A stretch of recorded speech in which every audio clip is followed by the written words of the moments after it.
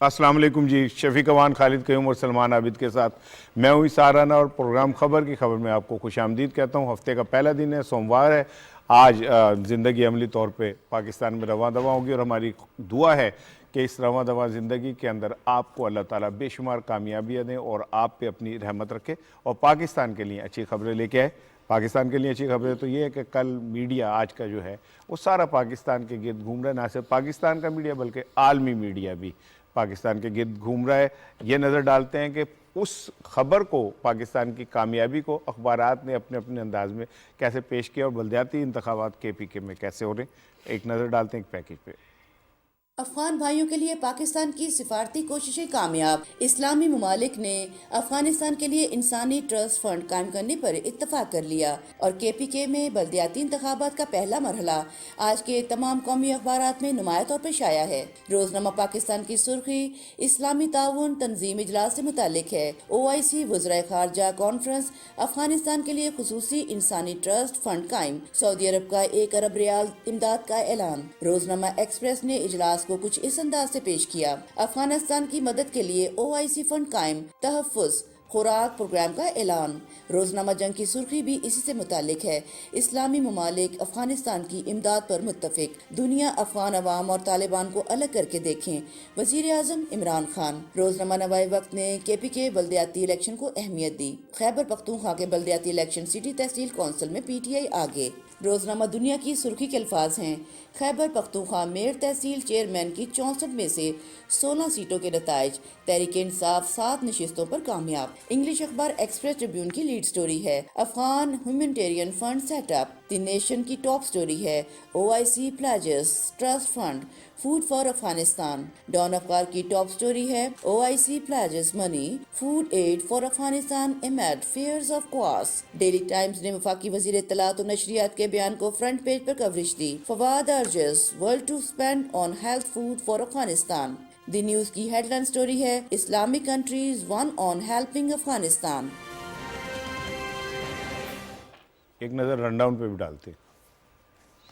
पाकिस्तान की बड़ी कामयाबी, दुनिया अफगानिस्तान में सरमायाकारी पर तैयार। खैबर पख्तूनख्वा के बल्दियाती इंतखाबात, तहरीक इंसाफ की बरतरी। अमेरिका ने अफगानिस्तान के मुंजमद 9 अरब डॉलर ना दिए तो बहरान मजीद बढ़ेगा, चौधरी फवाद हुसैन। 41 साल बाद पाकिस्तान में OIC कॉन्फ्रेंस का इनेकाद, इमरान खान की कामयाब खारजा पॉलिसी का मजहर। पंजाब में बल्दियाती इंतखाबात का मार्का, PTI और मुस्लिम लीग का साथ साथ चलेंगे, परवेज इलाही। और पाकिस्तान एशियन हॉकी चैंपियनशिप के सेमीफाइनल में पहुंच गया। आज के प्रोग्राम में रोजनामा पाकिस्तान का इदारिया, इस्लामाबाद कॉन्फ्रेंस से तवक्कुआत और रोजनामा डान में डॉक्टर मलिहा लोधी साहिबा का column year of living in the age शामिल है और टॉप ट्रेंड है OIC इन पाकिस्तान। जी अस्सलाम वालेकुम। वालेकुम अस्सलाम भाई बात सुने शफीक अवान साहब से, आप ना ज़रा अब एहतियात से बात करें। आप भी साफ़ी हैं, आप भी ये चीफ इलेक्शन कमिश्नर हैं और इनके डंके बजने सुना है बहुत सख्ती की हुई है इन्होंने। और ये शफीक अवान साहब सिर्फ प्रेस क्लब की इलेक्शन कमेटी के चेयरमैन नहीं, हमारे प्रोग्राम के भी लेकिन क्यों जी शफीक साहब इतनी सख्ती क्यों की हुई है यार? हर बंदा चीख रहा है कि जी शफीक अवान ने बहुत सख्ती कर दी है। एक उसूल बना दिया है ना, और उसूल बनाने में जितने ये इलेक्शन कमेटी के मेंबरान थे, हर ग्रुप से बंदे लिए गए थे और एक सब हमने एक उसूल बना दी, ये हमारे उसूल हैं और इन्हीं पे चलना है। हम उन्हीं उसूलों पे चल रहे हैं, कोई सख्ती नहीं है। हमने जो उसूल बनाए उसी पे इम्प्लीमेंट कर रहे हैं। तमाम ग्रुपों को हमने कहा कि भाई ये हमारे उसूल है, डिस्प्ले करके उनसे बातचीत करके अब उसमें रियायत मांगेंगे तो फिर हम आपके शागिर्द हैं। देखिए ना, ये तो आप क्रेडिट देना अपना प्रेस क्लब के इलेक्शन को कि जो भी नताइज आते हैं, कभी किसी ग्रुप ने इसको चैलेंज नहीं किया कि कोई धांधली हुई है इलेक्शन कमेटी के ऊपर या इलेक्शन के ऊपर। मैं समझता हूँ एक बड़ा ट्रांसपेरेंट अमल है जो हमारा प्रेस क्लब का है। कल मैं प्रेस क्लब गया था, वहाँ शफीक साहब से मुलाकात हुई तो हमारे एक दोस्त हैं एक, क्योंकि वहाँ पर ग्रुप पहले जब हमने इस पर थोड़ी सी डिस्कशन की तो उस वक्त 2-3 ग्रुप थे, तो उस वक्त उसके बाद एक ग्रुप बना पायनियर ग्रुप, तो उनके जो सेक्रेटरी के उम्मीदवार थे उन्होंने कल शिकायत की कि हमारे ग्रुप का आपने नाम नहीं लिया, बाकी ग्रुपों का नाम लिया। मैंने कहा यार आपका ग्रुप असल में बाद में बना है। तो अब जब आप डिस्कस करेंगे तो आपके ग्रुप को भी हम जो है ना बिल्कुल ठीक है। और ये कल तक हो सकता है एक आधा और ग्रुप भी बन जाए तो 4 ग्रुप तो बन चुके हैं। 4 डेमोक्रेट वाले भी शिकायत कर रहे थे। मैंने कहा यार आप लिए हमने नाम, आप नाम सुना होता नहीं, मुझे क्रेप कार्ड के नहीं बजेंगे, नाम लिया आपका। ठीक है। बल्कि मैं कहूँगा आप सारे नाम एक बार ले लें। देखें जी, प्रेस क्लब के इंतखाबात में जर्नलिस्ट ग्रुप है, प्रोग्रेसिव फ्रेंड्स का एक मुश्तरका वो बन गया है, पायनियर ग्रुप है और उसके बाद डेमोक्रेट्स ग्रुप हैं। ये 4 ग्रुप हिस्सा ले रहे हैं और हम सारे चारों बड़े खुश हैं इस बात से कि जो एक डेमोक्रेटिक सिस्टम है वो चल रहा है। कोई जीते हारे इससे कोई फर्क नहीं पड़ता, असल चीज़ ये कि सिस्टम जो है चलना चाहिए। और मैं समझता हूँ कि हम जो सहाफ़ी हैं ये पूरे पाकिस्तान की राय बनाते हैं, तो हमारी बनी हुई राय जो है वो भी बहरहाल अपने लीडरशिप के हवाले से कुछ ऐसी होनी चाहिए जिसको हम अपनी अमली ज़िंदगी में भी इम्प्लीमेंट कर सकें। कल पाकिस्तान की बड़ी कामयाबी एक मानी जा रही है और दुनिया अफगानिस्तान की तरफ मुतवज्जा भी हुई है। तो शफीक साहब, इस पे मैं एक रिपोर्ट पहले शेयर करूंगा, फिर हम इस पे बात करते हैं।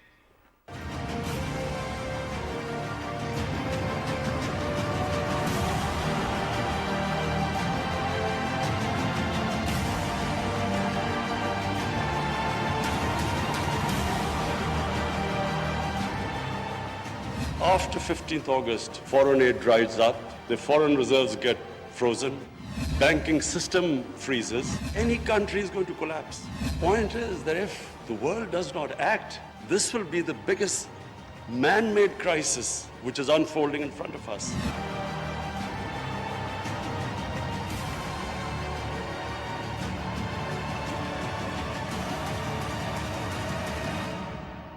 पाकिस्तान की काविशें रंग ले आईं। इस्लामी ममालिक ने अफगानिस्तान के लिए इंसानी ट्रस्ट फंड कायम करने पर इत्तफाक किया है, जबकि सऊदी अरब ने अफगानिस्तान के लिए 1 अरब रियाल इमदाद का ऐलान कर दिया। OIC की गैर मामूली इजलास इस्लामाबाद में पाकिस्तान ने रुकन ममालिक को अफगान अवाम की मदद के लिए नकात पेश कर दिए। वजीर खारजा शाह महमूद कुरैशी की जानिब से पेश करदा नकात के मुताबिक OIC ममालिक को फौरी तौर पर अफगान अवाम की मदद करना होगी। अफगानिस्तान में तालीम, सेहत और तकनीकी शोबों में सरमायाकारी करनी होगी। इसके अलावा अक़वाम मुत्तहिदा और OIC का ग्रुप बनाकर अफगानिस्तान को जायज बैंकिंग सहूलियात तक रसाई में मदद देना होगी। वजीर आज़म इमरान खान का OIC इजलास से खिताब करते हुए कहना था कि किसी भी मुल्क को अफगानिस्तान जैसी सूरत हाल का सामना नहीं रहा। उन्होंने कहा कि अफगान जंग में सबसे ज्यादा नुकसान पाकिस्तान ने उठाया। पाकिस्तान ने दहशतगर्दी के खिलाफ जंग में 80,000 से ज़ायद कुर्बानियाँ दी, 30 लाख अफगान मुहाजिरीन का बोझ बर्दाश्त किया और अब भी लाखों अफगान मुहाजिरीन पाकिस्तान में बस रहे हैं। शेख साहब, आप समझते हैं कि इस कॉन्फ्रेंस के बाद अफगानिस्तान की तरफ दुनिया की तवज्जो होगी और जो एक इंसानी अलमिया जन्म लेने जा रहा है वो रुक सकता है? देखें, इस कॉन्फ्रेंस का जो सबसे मुस्बत पहलू है ना, 41 साल बाद OIC कॉन्फ्रेंस पाकिस्तान में हो रही है जुल्फ़िकार अली भुट्टो की शहीद के बाद। और इसमें ये देखें कि अपना तमाम जो सिर्फ ना कि इस्लामी ममालिक बल्कि यूरोपीय, अमेरिका और दूसरे जो स्कैंडिनेवियन वो भी आए हुए हैं और जापान के लोग भी आए, यानी पूरी दुनिया से मंदूब उन्होंने भेजेंगे। और ये पाकिस्तान की सबसे पहले सफारती कामयाबी है। वो जो कहते हैं ना पाकिस्तान आइसोलेशन में चला गया है, इस कॉन्फ्रेंस ने साबित किया है कि पाकिस्तान आइसोलेशन में नहीं है, पूरी दुनिया उसके साथ है। अब इसको ना जो इसके मेजर जो है 6 पॉइंट्स हैं जिसको जिसको कहते हैं जॉइंट कम्युनिके या एलामिया कहते हैं, एलामिया जो है। उसमें एक उन्होंने कहा कि भाई जो OIC के साथ मिल के इंसानी ट्रस्ट और ना फाइनेंशियल जो उनको सपोर्ट करेंगे, क्योंकि फाइनेंशियल सपोर्ट के बगैर ये आगे नहीं पहुंच सकता। फिर है तालीम, सेहत और सबसे बड़े तकनीकी महारत। तालीम सेहत तो है लेकिन तकनीकी महारत के बगैर कोई ना तालीम आप कोई कर सकते हैं इन्वेस्ट, ना सेहत में कर सकते हैं। और इसके लिए लामाला जो है पूरी दुनिया आगे आएगी, लेकिन पाकिस्तान को मौका मिलेगा क्योंकि पाकिस्तान सबसे करीब और पाकिस्तान को उनसे एक लाजवान भी है, ज़बान भी है कि तो वो वहाँ पे पाकिस्तान को और मौके मिलेंगे। फिर देखिए, बैंकिंग सिस्टम जो है सबसे इम्पॉर्टेंट है। बैंकिंग सिस्टम के बगैर ना कोई फंड आप कोई इंटरनेशनल डायरेक्ट ट्रांसफ़र कर सकते हैं, ना कोई लोकल कर सकते हैं। और ये बैंकिंग सिस्टम बनाने में भी OIC और पाकिस्तान सब इनकी मदद करेंगे ताकि वो एक चैनल में आ जाएँ। फिर चौथा है फूड सिक्योरिटी।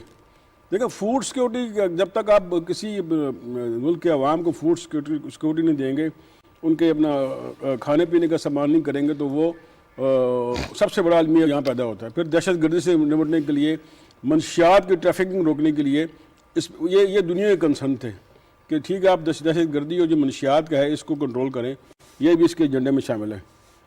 फिर आप देखें जो अपना अफगान हुकूमत के साथ जो इंसानी हकूक़ का सबसे बड़ा इशू उठाया हुआ पूरे यूरोप ने, पूरी दुनिया ने उठाया हुआ, और वुमेन राइट्स के हवाले से भी, उसका भी इन्होंने इसमें पॉइंट में जिक्र किया, छठे पॉइंट में, कि वो दहशत गर्दी से निपटने और ह्यूमन राइट्स और ख़वातीन के राइट्स का तहफ़्फ़ुज़ करें। तो मेरा ख्याल बड़ा कंप्रीहेंसिव आलमी है और इस पर आगे इस पर अमल दरामद हो जाए तो अफ़गानिस्तान के लिए बहुत ही अच्छा होगा। ख़ास तौर पर जो उनके फ्रीज फंड हैं वो रिलीज़ हो जाए तो इससे हम चल पड़ें, आगे चल के उम्मीद है कि ये कुछ ना कुछ बेहतरी हो जाएगी। अच्छा, फवाद साहब ने भी कल जो बात की है, उन्होंने कहा कि जो मुंजमद फंड हैं अगर वो रिलीज़ हो जाए तो अफ़गानिस्तान के अंदर फिर इतनी कैपेसिटी मौजूद है कि इस अलमिया को फौरी तौर पे ओवरकम किया जा सकता है, लेकिन क्यों नहीं रिलीज़ कर रहे? देखिए, सबको मालूम है कि अफ़गानिस्तान के इशू के ऊपर इस वक्त जो बड़ा फरीक है वो आलमी ताकतें हैं बशमूल अमेरिका। जब तक वो अपना एक पॉजिटिव रोल प्ले नहीं करेंगे, अफ़गानिस्तान के इशू को सिर्फ तालिबान के एनेक्स से नहीं देखेंगे, बल्कि शायद वहाँ जो अफ़गान अवाम है उस फ्रेमवर्क से अगर वो देखेंगे तो फिर ये चीज़ें रिजॉल्व होने की तरफ जाएंगे। प्राइम मिनिस्टर ने दो बुनियादी जो बातें की हैं, 3-4 बातें जो मैं कहता हूँ बहुत इंपॉर्टेंट है। एक, उन्होंने पूरी दुनिया को कहा है कि दुनिया अफ़गान अवाम को तालिबान की नजर से ना देखें, यानी तालिबान के साथ आपके खिलाफ हो सकते हैं, आपके पॉलिटिकल कॉन्फ्लिक्ट्स हो सकते हैं, आप उनके साथ उनको पसंद करते हैं नहीं करते हैं, लेकिन अफ़गान अवाम को आप इस वक्त आइसोलेट ना करें, एक बात। दूसरी बात उन्होंने की है कि अगर इस मौके पे अफ़गान अवाम का साथ ना दिया गया, अफ़गानिस्तान का साथ ना दिया गया, तो उसके नतीजे में जो बदअमनी फैलेगी, दहशतगर्दी फैलेगी, इंतहा पसंदी फैलेगी, दाइश फैलेगा, उसकी जिम्मेदारी भी फिर आलमी दुनिया को उठानी पड़ेगी। एक तीसरी बात उन्होंने की कि ये जो इस्लामी फोबिया के कॉन्टेक्स्ट में जो इस्लाम को आप दहशतगर्दी के साथ जोड़ते हैं ना, ये एक खतरनाक खेल है जिसका रद्द-ए-अमल मुस्लिम दुनिया के अंदर आएगा।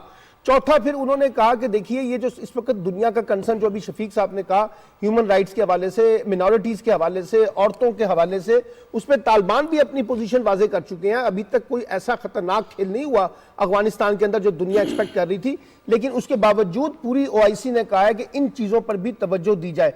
मैं ये समझता हूं कि देखिए ये जो OIC का पाकिस्तान में होना, जहां पाकिस्तान की एक बहुत बड़ी सफारती कामयाबी है, वहीं पूरी OIC का भी एक जो है ना लार्जर मैंडेट दुनिया को गया है कि उन्होंने इस मौके पे अफगानिस्तान को तनहा छोड़ने की बजाय उसमें एक रोल प्ले करने की कोशिश की है। अब बेसिकली देखिए ये जो OIC की कॉन्फ्रेंस है, ये एक ब्रिज बनेगी मुस्लिम दुनिया के साथ साथ बाहर की दुनिया के साथ, अमेरिका के साथ और बाकी मुल्कों के साथ, कि अगर हमने अफगानिस्तान में अपना रोल प्ले ना किया तो ये हमारी एक मुजरिमाना गफलत होगी। तो मैं क्रेडिट देता हूं पाकिस्तान की सियासी क़यादत को कि जिन्होंने ये इनिशिएट किया, इसको यहाँ पे इनकाद किया और दुनिया को पैगाम दिया कि पाकिस्तान इस मौके पे अफगानिस्तान को तना नहीं छोड़ा। एक छोटी सी बात, हमारे कुछ लिबरल हजरात जो है ना, उनको बड़ी तकलीफ हुई है कि जनाब ये OIC से क्या निकलेगा है, और ये पाकिस्तान जो है उसको अफगानिस्तान की बड़ी फिक्र पड़ी हुई। हम बार बार कहते हैं कि अफगानिस्तान की फिक्र इसलिए है कि पूरी रीजन की स्टेबिलिटी का ताल्लुक है, पाकिस्तान की स्टेबिलिटी का ताल्लुक है। पाकिस्तान इस मौके पे अफगानिस्तान के इशू के ऊपर आइसोलेट नहीं हो सकता। ठीक है खालिद साहब, अब पाकिस्तान ने जो एफर्ट की और उसके बाद पूरी दुनिया की नज़रें जो हैं वो अफ़गानिस्तान की तरफ एक बार फिर हुई। आप समझते हैं कि जो फंड बन रहा है उससे अफ़गानिस्तान के मसाइल किसी हद तक कम किए जा सकेंगे? राणा साहब, पहली बात तो ये है कि ये जो OIC की कॉन्फ्रेंस अफ़गानिस्तान के 1 पॉइंट एजेंडे पर पाकिस्तान में हुई है, ये नतीजा खेज जो है वो साबित हुई है और इसमें बड़ी पेशरफ्त हुई है। और सबसे बड़ी जो पेशरफ्त हुई है शफीक साहब, वो ये है कि तमाम जो इस्लामी ममालिक हैं अब वो अफ़गानिस्तान की अमदाद करने पर मुतफिक जो हैं अब वो हुए हैं। और इसी दौरान ही सऊदी अरब की तरफ से एक पेशरफ्त हुई कि 1 अरब रियाल जो है वो इमदाद का ऐलान किया गया, पाकिस्तान की तरफ से इमदाद का ऐलान किया गया, और जो फूड प्रोग्राम है अफ़गानिस्तान के लिए उसका ऐलान किया गया। फिर जो इस्लामिक डेवलपमेंट बैंक है उसके अंदर एक ख़ास जो अकाउंट है वो जो है वो खोला गया, जिसके ज़रिए अफ़गानिस्तान के बैंकिंग सिस्टम को जो है रसाई देने के लिए जो है वो कोशिश जो है वो की जाएगी। और खुसूसी नुमाइंदा जो है वो अफ़गानिस्तान के लिए OIC के प्लेटफार्म पर जो है वो मुकर्रर किया गया। और सबसे बढ़कर जो फंड है वो इंसानी ट्रस्ट फंड जो है वो वहाँ पर जो है वो कायम किया गया। और इसमें जो है जो OIC के 57 ममालिक हैं, उनके अलावा जो इंटरनेशनल जो मालियाती अदारे हैं उनके नुमाइंदे शरीक हुए हैं, जो बैनुल-अक़वामी सतह पर आलमी सतह पर ताकते हैं उनके वफूद जो हैं वो शरीक हुए हैं, और दूसरे UNO समेत जो आलमी अदारे हैं उनके नुमाइंदे शरीक हुए हैं। और इसमें जो है पाकिस्तान जो है अपने जो मतलूबा मकासद थे अफगानिस्तान के हवाले से वो हासिल करने में कामयाब रहा। राना साहब, OIC कॉन्फ्रेंस हुई, इसके सबसे बड़ी है कि ये पाकिस्तान ने कामयाबी से और पुरअमन तरीके से ये मुनक़द की और उसमें सिक्योरिटी का कोई इशू नहीं हुआ। बिल्कुल ठीक है, सही। तो आप क्या समझते हैं कि इसके असरात हमारे एक तो जो हमारे जो सफारती सतह पे हम पूरी दुनिया में एक पाकिस्तान उजागर हुआ है, उस पर क्या असरात पड़ेंगे? और हमने एक साबित किया है कि इतने बड़े पूरी दुनिया के ममालिक हमारे पास आ रहे हैं, वज़ारत ख़ारजा आ रहे हैं, हमने कॉन्फ्रेंस जो है पुरअमन तरीके से सही। इसके पाकिस्तान में क्या असर होंगे और सफारती सतह पे आलमी सतह पे क्या असरात होंगे? ठीक है। देखें सर, बात यह है कि जो इस्लामी ये कॉन्फ्रेंस है हमारी, ये अक़वाम मुत्तहिदा के बाद दुनिया की सबसे बड़ी कॉन्फ्रेंस है, ठीक है। यानी इसका मतलब ये हुआ कि अगर इस तरह देखा जाए कि किसी एक मज़हब के हवाले से दुनिया के अंदर सबसे बड़ी, अक़वाम मुत्तहिदा से भी बड़ी अगर कोई तंजीम है तो वो OIC है। अनफॉर्चुनेटली माजी के अंदर OIC का किरदार वो नहीं रहा जो होना चाहिए था। अगर शफीक OIC का अपना किरदार होता, OIC के अंदर वो ममालिक शामिल हैं जो दुनिया की तकरीबन 60% वेल्थ जिनके पास है, दुनिया के सबसे ज़्यादा वसाइल उनके पास है। आबादी के लिहाज से हम इस टाइम दुनिया का ऑलमोस्ट क्या कहते हैं 40-50% हम लोग हैं। इतनी बड़ी हम ताकत हैं, इसके बावजूद हमारे सामने फ़लस्तीन गया, हमारे सामने कश्मीर गया, हमारे सामने शाम तबाह हुआ, इराक तबाह हुआ, अफ़गानिस्तान तबाह हुआ, हमारे सामने मिस्र तबाह हुआ, लीबिया तबाह हुआ। आप देखें कि मुसलमानों का हर जगह कत्लेआम हुआ, उनकी नस्ल कशी की गई और OIC खामोश रही। मैं समझता हूँ कि इमरान खान साहब ने एक ऐसा इतना बड़ा स्टेप, इसको सिर्फ ये ना लें कि ये खाली कॉन्फ्रेंस हो गई है, ये एक इजरा है, अहिया है दोबारा से OIC का कि वो खड़ी हो। पाकिस्तान ने 48वीं जो कॉन्फ्रेंस है उसकी भी मेज़बानी का कह दिया कि हम तैयार हैं। सो जो आप कह रहे हैं वो ठीक, हमने दुनिया को ये ना सिर्फ ये बता दिया, वो जो लिबरल्स थे ना जो कहते थे पाकिस्तान सियासी तनाई में चला गया, वो बेचारे कल से छुपे बैठे हैं। मैंने 2-3 से पूछा तुम बाहर नहीं निकल रहे, तो उन्होंने कहा सर्दी है। मैंने कहा सर्दी नहीं है, तो बंदे को कहीं ना कहीं थोड़ी सी शर्म ज़रूर होती है। सो शफीक साहब, पाकिस्तान ने जो कुछ किया ये अब OIC को चाहिए यार कि वो अपना रोल अदा करे। अगर हम एक दफ़ा स्टैंड ले लें ना, तो मैं देखता हूँ दुनिया कैसे हमारे मौक़िफ़ को नहीं मानती। सलमान साहब, ये अपना जो आपने बात की है ना कि देसी लिबरल की, आपने भी उसका हवाला दिया है। देसी लिबरल कॉल करें, जहाँ लफ्ज़ आएगा ना पाकिस्तान, जहाँ पाकिस्तान का नाम ऊंचा हो रहा होगा, पाकिस्तान की बेहतरी हो रही होगी, या इस्लाम का नाम आएगा, तो वो उनकी रग फड़क जाएगी, वो उसके खिलाफ उठ पड़े खड़े। दूसरा बताएं कि ये लिबरल नए लिबरल हैं या पुराने लिबरल हैं? नए लिबरल तो कुछ आपको पता है, जब से नवाज शरीफ साहब लिबरल हुए हैं उनके साथ भी कहीं जो हमारे दोस्त हैं वो लिबरल हुए हैं। ये कौन से लिबरल है? अच्छा नहीं पता है, हमारे अंदर एक ट्रेंड है इदारों के को गाली देना, इस्लाम के खिलाफ बात करना, ठीक है, पाकिस्तान के तशख़्ख़ुस के हवाले से बात करना। ये समझते हैं कि हम बड़े लिबरल हैं। ये कौन से लिबरल है यार?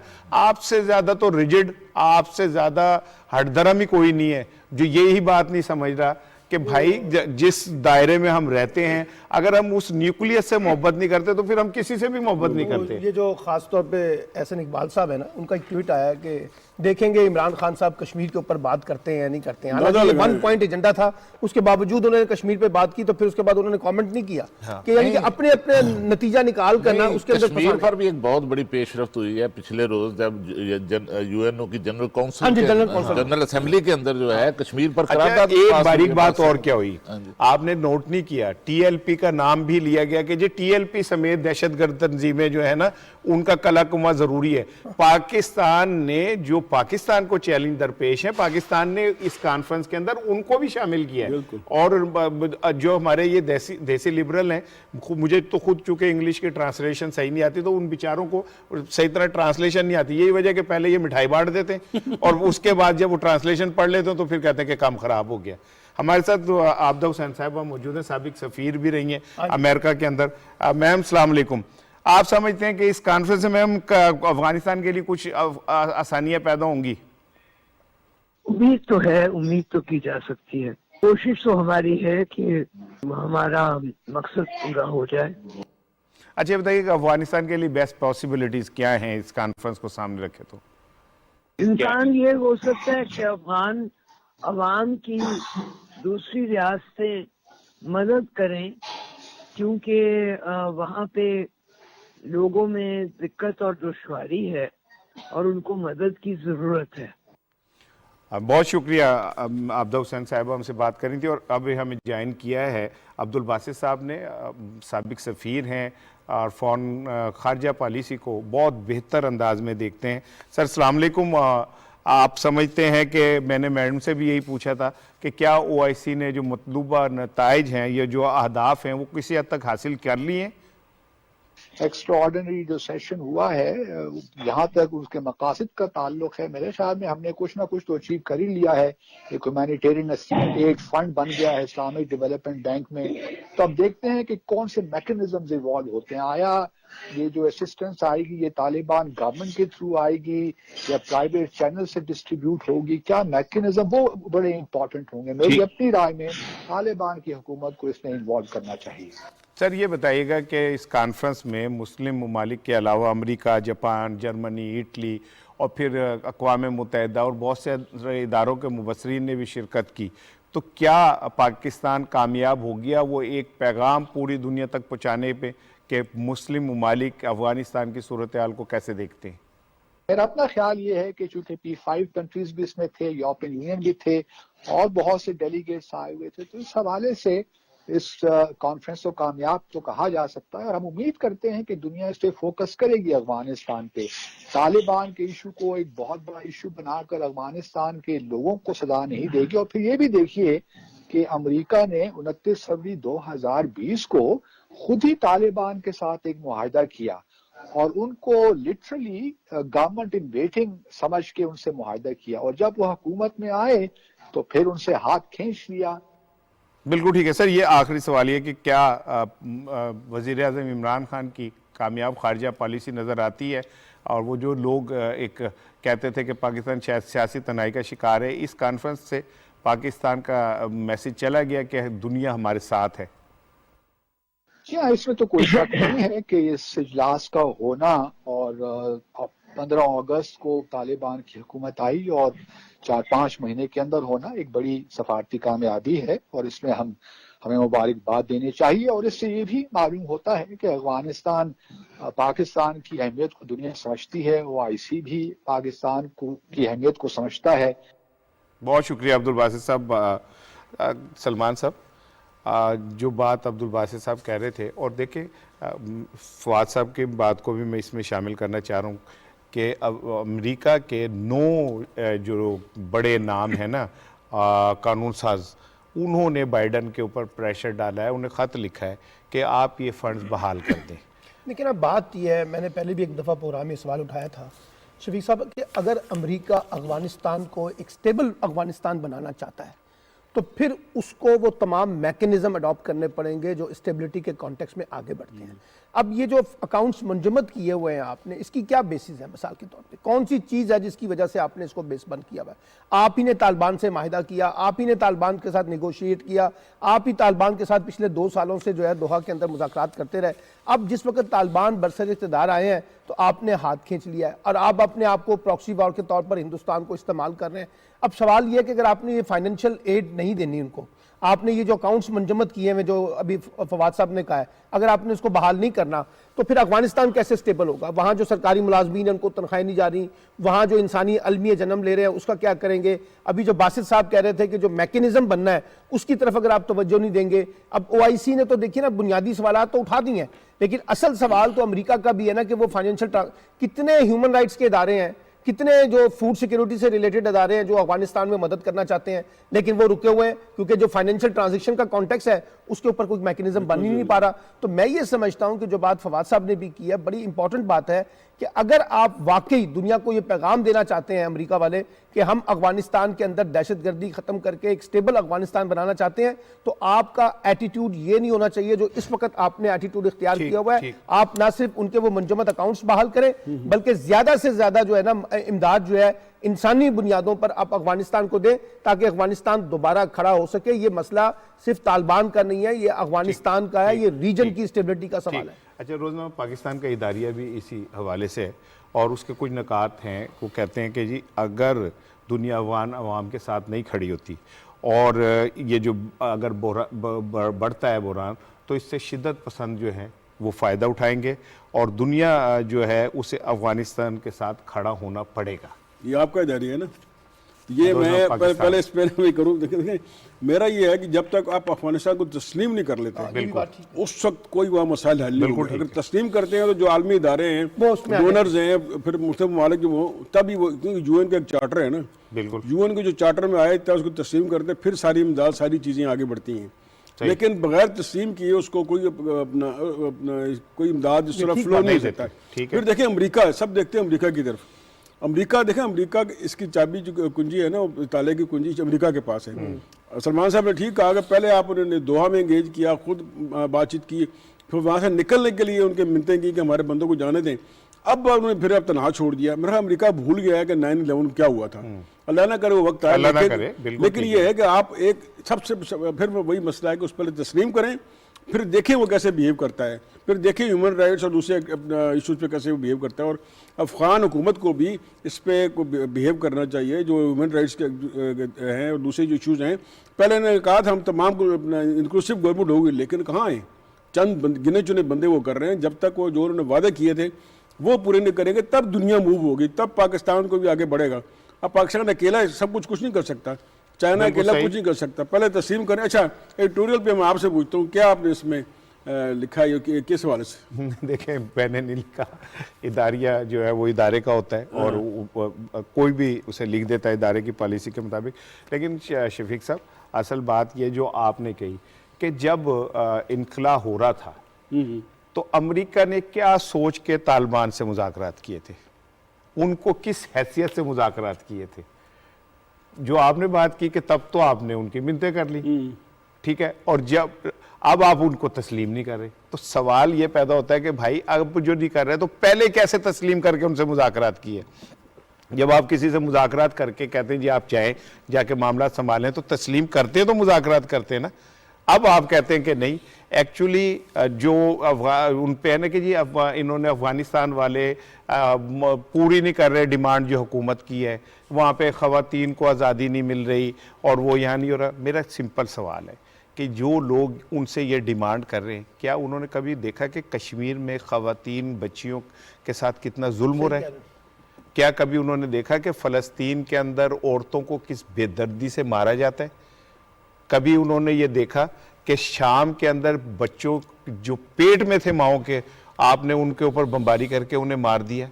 तो सिर्फ अफगानिस्तान के अंदर जो तालिबान है उनकी जिम्मेदारी है कि खवातीन के हकूक पूरे करें, और अगर पूरी दुनिया में आप मुस्लिम खवातीन का के ऊपर कत्ल करते हैं, जेनोसाइड करते हैं, नस्ल कशी करते हैं, तो उस पर ये दोहरा चेहरा है दुनिया का, ये मुनाफिक दुनिया का दोहरा चेहरा है जो मुसलमानों के लिए कुछ और है और अपने लिए कुछ और है। काली साहब, आप मुझे बताइए कि पूरी दुनिया के अंदर जिस तरह आइन के इंसानी हकूक की पामाली हो रही है, उस पर तो इनके होंठ सिले में। अफगानियों से ये कहते हैं जी आप ये भी करें वो भी करें। अफगानियों ने क्या साबित नहीं किया इन 2 सालों के अंदर? उन्होंने एक मौका नहीं दिया किसी दुनिया को अपने पर बात करने का। देखिए राणा साहब के जिस तरह बैन अल-अक़वामी सतह पर जो अफगानिस्तान पर, जो तालिबान पर जो सवालात उठाए जा रहे थे और जिस तरह की वो शराइत उन पर आयद की जा रही थी, तो उसमें तो तालिबान ने तो दुनिया को कोई मौका इस हवाले से नहीं दिया, बल्कि तालिबान तो जो है वो हर किस्म की शराइत पर भी जो है अब वो बात करने के लिए तैयार हमें नज़र आते हैं। असल जो मसला है कि अफगानिस्तान के अंदर जो अलमिया जन्म ले चुका है, जन्म नहीं ले रहा बल्कि जन्म ले चुका है, उसके लिए वहाँ जो इंसानी मसाइल पैदा हो रहे हैं, वहाँ इंसानी हकूक़ के लिए दुनिया क्या कर रही है, दुनिया क्या देख रही है इस वक्त, और जो जिस तरह अमेरिका और दूसरी जो सुपर पावर्स हैं वो जिस बेहिसी का मज़ारा अफगानिस्तान के हवाले से कर रही हैं, क्या ये इंसानी हकूक़ की खिलाफ वर्जी नहीं हो रही? और इस वक्त शफीक साहब दो जो बड़े चैलेंजेस हैं अफगानिस्तान के लिए वो ये हैं कि एक तो आज जो अमदाद है अमेरिका ने जो अकाउंट्स जो हैं 9 अरब डॉलर के जो हैं वो मुंजमद किए हुए हैं, और दूसरा जो बैंकिंग चैनल्स हैं, जो बैंकिंग ट्रांजैक्शंस हैं वो अफगानिस्तान की मुअत्तल हैं। तो ये दोनों जो चैलेंजेस हैं इनको जो है वो हल करना होगा, इन पर काबू पाना होगा, तो फिर उस सूरत में ही कोई अमदाद जो है वो बैन अल-अक़वामी सतह पर अफगानिस्तान में जा सकेगी। और अफगानिस्तान के अंदर जो वर्ल्ड बैंक के और दूसरे जो बैन अल-अक़वामी इदारे हैं उनके जो मनसूबा जात थे वो भी इस वक्त बंद कर दिए गए हैं, वो भी मुअत्तल पड़े हैं, और सारी जो सरगर्मियां हैं वो मुअत्तल हैं। इसलिए जो है वो अमेरिका को और दूसरी जो सुपर पावर्स हैं उनको अपना किरदार अदा करना होगा, वरना वहां फिर दोबारा जो है अगर अदम इस्तेहकाम का शिकार अफगानिस्तान होता है तो ये दहशतगर्द दोबारा वहां अपना मरकज बना सकते हैं। बिल्कुल ठीक है, बिल्कुल ठीक है। थैंक यू सर, आपने दूसरा इस्तेमाल किए बगैर दूसरा बात दी कि मैं आपसे इसकी आपने आज इजाजत दी थी कि खुलकर आप बोल सकते हैं। ये तो बिल्कुल ठीक है, बहुत शुक्रिया। और एक ब्रेक ले रहे हैं जी। टॉप ट्रेंड भी जो है वो आईसी इन पाकिस्तान है, पूरी दुनिया के अंदर यह टॉप ट्रेंड रहा, पूरी दुनिया की नजरें ओआईसी पे रही, और इसी तरह जो ट्विटर का टॉप ट्रेंड था वो भी यही था। एक ब्रेक ले रहे हैं, ब्रेक के बाद आके बात करेंगे केपीके के बल्दियाती इंतखाबात पे।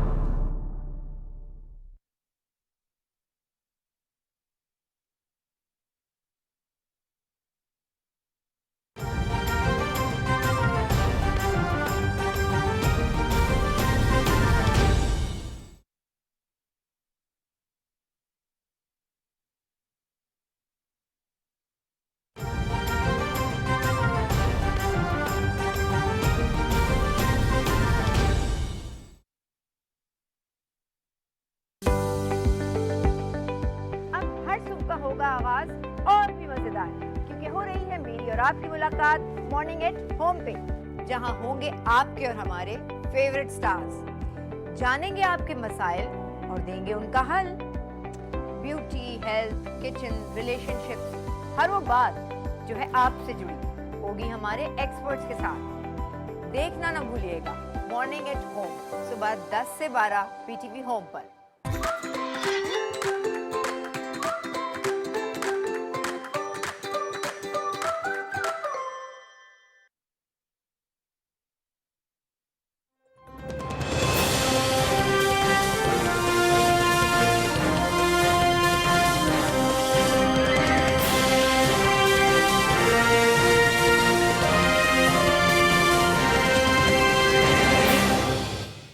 जी वेलकम बैक। और अब हम बात करेंगे केपीके के बल्दियाती इलेक्शन के हवाले से, जहां पे अभी तक चूँकि नताइज इकट्ठे हो रहे हैं, पूरे सूबे का मसला है तो उसमें इकट्ठे तो होने में टाइम लगता है, लेकिन जो इतलात हैं वो ये हैं कि पीटीआई को बरतरी हासिल है, जेयूआई उसके पीछे है, और पीपल्स पार्टी को कोई सीट नहीं मिली, नून लीग को कोई सीट नहीं मिली, जमात इस्लामी को भी एक सीट मिली है। आज 4 जगहों पे जो मेयर के इलेक्शन है वो हैं असल फैसला कुन। उससे पता चलेगा कि ट्रेंड किस तरफ जा रहा है और किस तरफ नहीं जा रहा है। इसी तरह पंजाब के अंदर परवेज़ इलाही साहब ने भी बल्दियाती इंतखाबात के हवाले से कहा है कि हम और PTI इकट्ठे हैं और हो सकता है कि हम इलेक्शन भी इकट्ठा लड़ें। खालिद साहब, क्योंकि आप बल्दियाती थोड़ा सा उसको समझते हैं, ये बताइएगा कि जो ट्रेंड है वो किस तरफ जा रहा है KPK का? देखिए कि KPK जो इंतखाबात, सबसे पहली बात तो ये है कि वज़ीर आज़म इमरान खान ने अपना इस हवाले से जो वादा किया था अब वो उन्होंने पूरा कर दिया है। और दूसरा फिर मैं कह रहा हूँ और उसमें ये है, उसमें राना साहब ये है कि वज़ीर आज़म पर बड़ा दबाव था कि आप ये बराह रास्त जो इलेक्शन है ये ना करवाएं, इससे PTI को बड़ा नुकसान हो सकता है। क्योंकि माजी में भी हम तमाम जो बल्दियाती इंतखाबात, ख्वाह वो यूब खां के दौर में हो, ज़ियाउल के दौर में हो, परवेज़ मुशर्रफ के दौर में हो, किसी भी दौर में हो, वो बिल वास्ता तौर पर जो है हुकूमतें मैनेज करती रही हैं। और बिल वास्ता तौर पर बल्दियाती इदारों को मैनेज करना हुकूमतों के लिए आसान होता है। लेकिन वज़ीर आज़म इमरान खान जो हैं वो अपने इस फैसले पर आखिरी टाइम तक कायम रहे और उन्होंने उस पर अमल दरामद करके दिखाया कि बराह रास्त इलेक्शन। बिल्कुल ठीक है। बैरिस्टर सैफ साहब हमारे साथ लाइन पे हैं। अस्सलाम वालेकुम सर।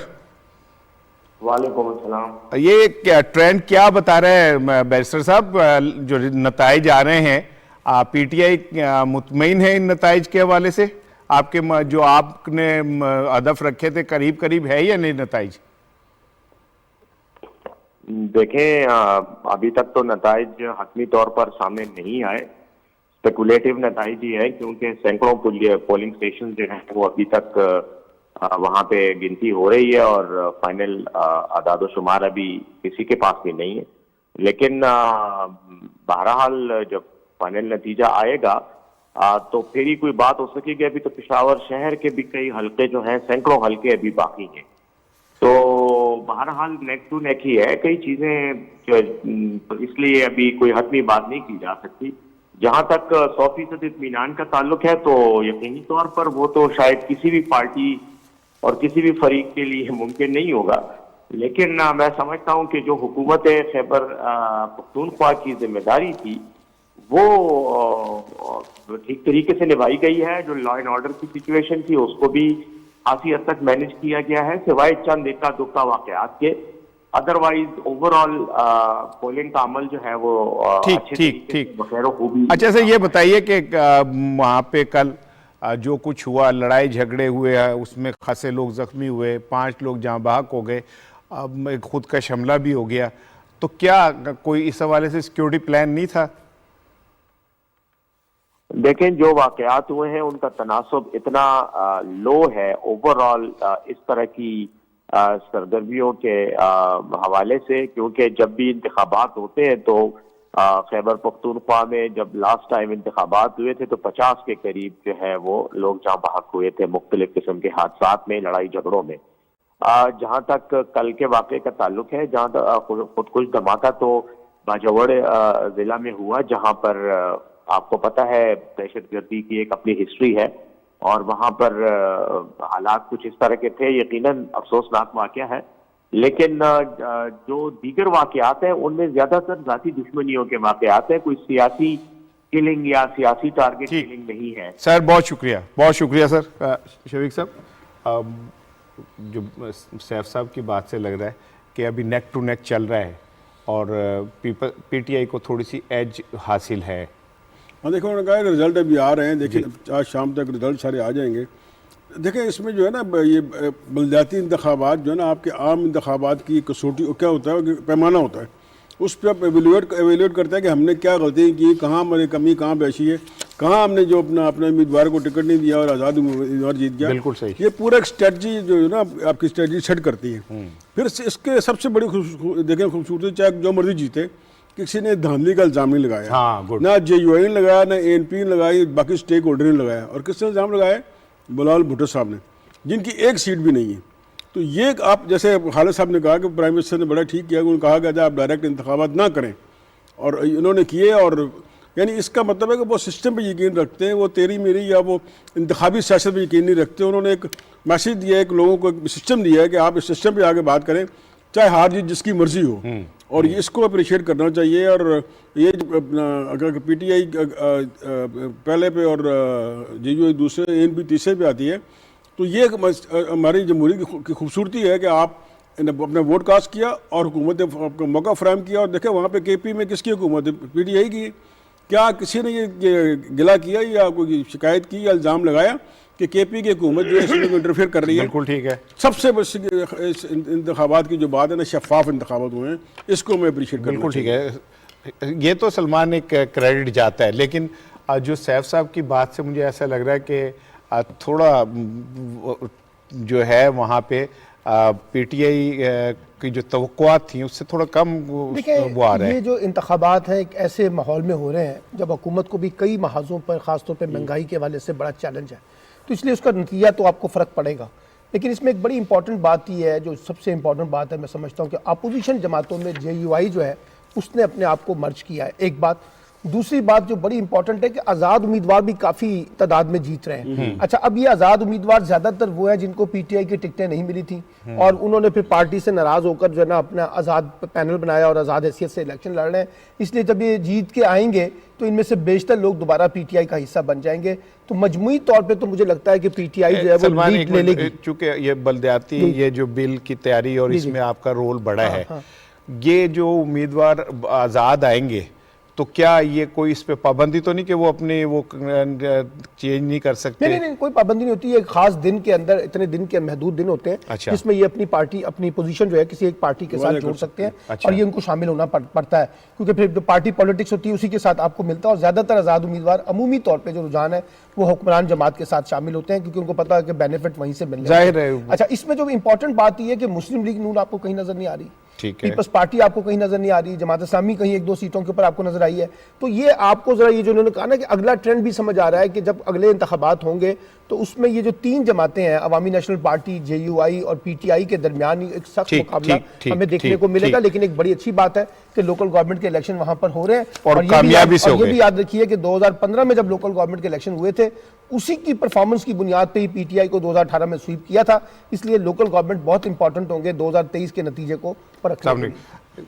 परवेज इलाही साहब का जो बयान सामने आया है और उनका जी के पीटीआई और मुस्लिम लीग जो है साथ साथ है, अलाई हैं, इसके पीछे मुस्लिम लीग काफ, और इसके पीछे क्या कोई एक खास वो कोई फियर सा फील हो रहा है जैसे कि कहीं पीटीआई मुझे तन्हा ना छोड़ दे? वो उसकी एक बुनियादी वजह ये है कि काफ लीग जो है वो आपको पता है कि 2018 के इंतखाबात में भी काफ लीग ने जो नशिस्तें हासिल की थी वो मुश्तरका उम्मीदवार थे उनके पीटीआई के और काफ लीग के, जिस वजह से उन्हें पंजाब असम्बली के 10 नशिस्तें हैं उनकी और कौमी असम्बली में 5 नशिस्तें हैं उनकी, एक स्पेशल सीट है उसमें।